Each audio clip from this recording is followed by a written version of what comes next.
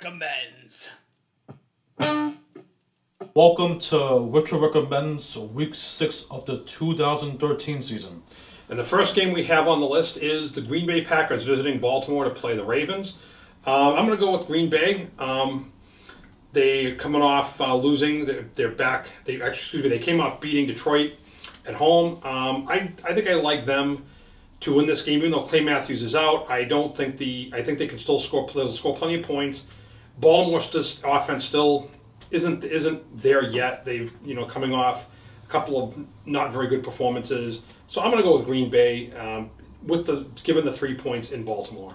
So I kind of disagree with that one. I like the Ravens in this one. I think Ray Rice will do good on the Packers defense. I know Flacco is still shaky. Baltimore's pass rush is still very good. They'll get a couple sacks on Aaron Rodgers, and that home crowd's going to be very loud.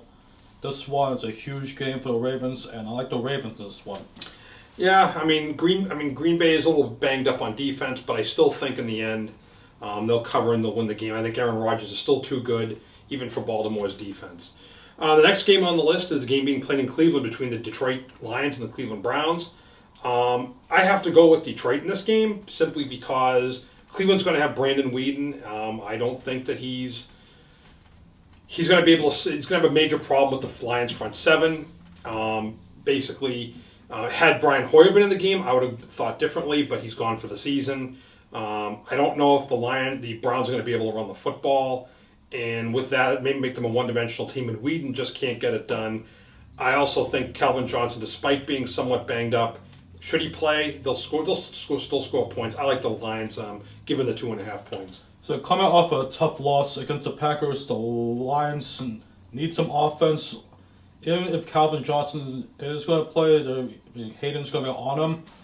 But I like the Lions to split the ball all over the field. Reggie Bush to have about 100 yards of total offense. Browns, I don't know what is going on with them. They have no running game. Josh Gordon is on the trading block. And I don't trust Brandon Weeden. I like the Lions in this one. Yeah, I would agree with you. The next game on the list is at Foxborough between the New Orleans Saints and the New England Patriots. Unfortunately, and I will make it up front, I'm a Patriots fan, but the fact of the matter is both Tommy Kelly is out. Vince will for the season.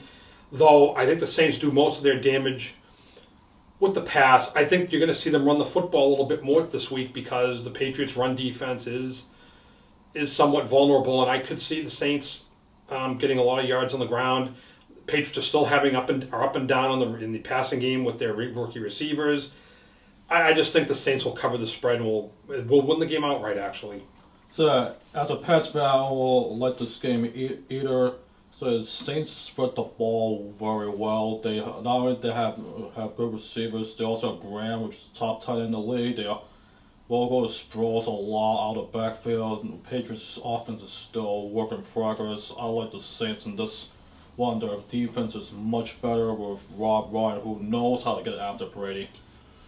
So Saints win outright. Yeah, so I agree with you on that one as well. The next game on the list is the game at Dallas between the Washington Redskins and the Dallas Cowboys. This is the Sunday night game on NBC. I'm going to go with Dallas in this game simply because the Washington defense has not been able to show any ability to stop anybody. Maybe against the Raiders they played well, but that is the Raiders after all. I just think the Cowboys will be able to throw the ball over the field. I see Des Bryant having a big day, and probably so with him with Jason Witten. So I like the Dallas in this game, given up to 5.5 points at home. So going against Game 2 of the ALCS, was the Dallas-Washington game will be a shootout. I know RG3 is going to throw a couple of touchdowns. He's playing his home state of Texas, but I think it's too much Romo to Des Bryant. Dallas wins. I would agree. And the last game that we'll focus on is the Monday night game of the week, the Indianapolis Colts at the San Diego Chargers. I like Indianapolis. They're on a roll right now. San Diego's best pass rusher is out for the season. Interestingly enough, former Colt Dwight Freeney. But I just think that they just got too much, I think, for San Diego. And I like the Colts. But I like the Colts covering the 1.5 at San Diego. So I like the Colts in this one, too. They need a win. They have Denver next week. So Colts win outright. Phillip Rivers still is terrible. So I like the Colts. Yeah, I would agree on that one. and when we come back, we'll have the rest of our picks for the week. And now we're back to Richard Recommends. Here are our additional recommendations. First, we have Oakland at Kansas City, one of the rivalry game between two old AFL rivals. I'm going to go with Kansas City. Obviously, Kansas City's riding a 5-0 record at this time. I just think they'll beat Oakland. I think they'll cover the spread as well. Oakland's offense just isn't good enough at this time, so I go with the Chiefs. So I like the Raiders to actually cover. They're coming off a huge win over the Chargers. They're going to be on the road. Terrell Pryor's not afraid of road games. I think they're going to cover the spread actually, but they're still going to lose in a close one. The next game on the list is the Philadelphia Eagles at the winless Tampa Bay Buccaneers. I'm going to go with Philadelphia. Tampa Bay is obviously in disarray. Their coach is on the hot seat, if not ready to go. I'm going to go with the Eagles, even though I think they get defensive problems. Tampa Bay is not going to be able to exploit it. Eagles cover the 2.5. In the battle between two college coaches, I like Chip Kelly's squad to win, and to Greg Schiano, the UConn job is open. Yes, it is. Next game on the list is the Carolina Panthers at the Minnesota Vikings. This is probably one of the weaker games of the week. I got to go with Minnesota. Matt Castle is playing well. He is able to generate some offense for the Vikings. Carolina is still up and down. I'm going to go with Minnesota. The game's in Minnesota. So it's going to be close, but I like Minnesota to cover. I don't know who's doing the play calling for Cam Newton. Their offense is taking a huge step back this year. Their front seven is very good. I think they'll contain Adrian Peterson, who's dealing with a difficult read so far. I think AP is going to run for at least 100 yards. I think the Vikings win on the road. On the home. So. Yeah, I would agree. Vikings win, definitely. Next game on the list is the St. Louis Rams at the Houston Texans.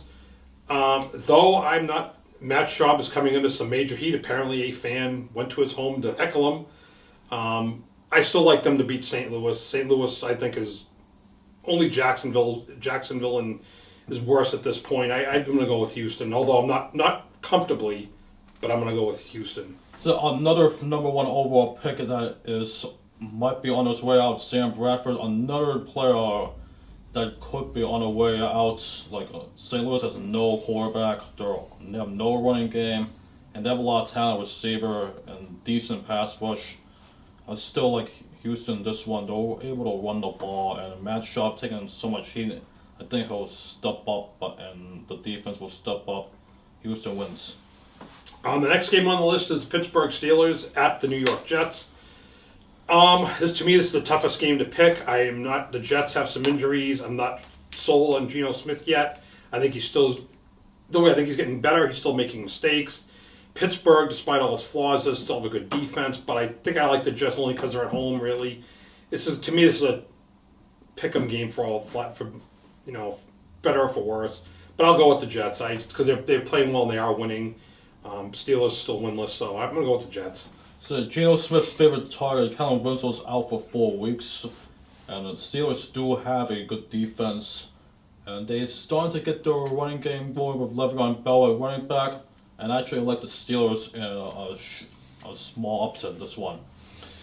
The next game on the list is the Cincinnati Bengals at the Buffalo Bills. Cincinnati coming off a big win at home over the Patriots. I like them to beat the Bills. The Bills quarterback I don't even know who he is. I don't know his name. Quite frankly, they may be missing Stevie Johnson. That would be another big, blow to them. Their number one cornerback is probably out. I like Cincinnati to cover, and this could actually be a blowout for the Bengals. So I see this as a backdoor cover, and this one for Buffalo Bills. They have an undrafted quarterback who is their backup. They still have Spiller and Fred Jackson, a 1-2 punch at running back. I mean, coming off a huge win for Cincinnati, I think there will be a little bit of a hangover right there. I think Buffalo could jump out to an early lead. I think Cincinnati wins by a field goal on this one. The next game on the list is the Tennessee Titans at the Seattle Seahawks. The Seahawks are 13.5-point favorites, and honestly, I'll take that because Tennessee's got Ryan Fitzpatrick. Seattle's defense is still very good. They came off a tough loss to the Colts, but I like them to beat Tennessee handily. Quite honestly, Ryan Fitzpatrick proved he couldn't do it in Buffalo. And I'd say Seattle being a little miffed over losing, I think they're going to take it out on the Titans. And though I think the Titans are pretty good, at least defensively, offensively, with Ryan Fitzpatrick, not so much. If Jake Locke had been in there, I'd say they'd cover, but I like Seattle to win this game rather handily. There'll be very little room to run for Chris Johnson. Seahawks win big. Then we have what has to be the mismatch game of the week, would be Jacksonville at Denver. Denver being an amazing 27-point favorite. As I said last week, no change in my belief until otherwise noted. I'm going with Denver. I could see Denver winning this game by more than 27, quite frankly. I could see them winning by 47, much less 27. So I'll go with Denver on the cover. So this is going to be a classic backdoor cover for the Jacksonville Jaguars. There's no way they're gonna lose by 28 in this one, especially with Denver going on to play Indianapolis next week. So Jacksonville did put 20 on a lowly St. Louis Rams team, and Denver gave up a lot on the Cowboys. The Jaguars do have some offense with Justin Blackmon back, and I actually like them to actually cover the spread. Yeah, I mean, if Denver, to me, has to worry about their defense going forward, just not this week. The final game for our review is Arizona at San Francisco. I'm going to go with the Cardinals. They can play good enough defense that I believe that they can stay in the game. San Francisco will still win, and this also could be a backdoor cover. They get maybe a late touchdown to cover the 10.5 points. San Francisco still wins, but Arizona, I think, will cover. San Francisco's defense is way better than Carolina's, and also Kaepernick will get one of those long passing touchdowns and pound the ball. Carson Palmer doesn't have any protection at all, so I like San Francisco to win by 2 scores. And that is our list of games for the week. We'll be back shortly. Thank you for joining us on Richard Recommends. I recommend to visit King Richard's Fair. And I recommend learning your XML code. Thank you.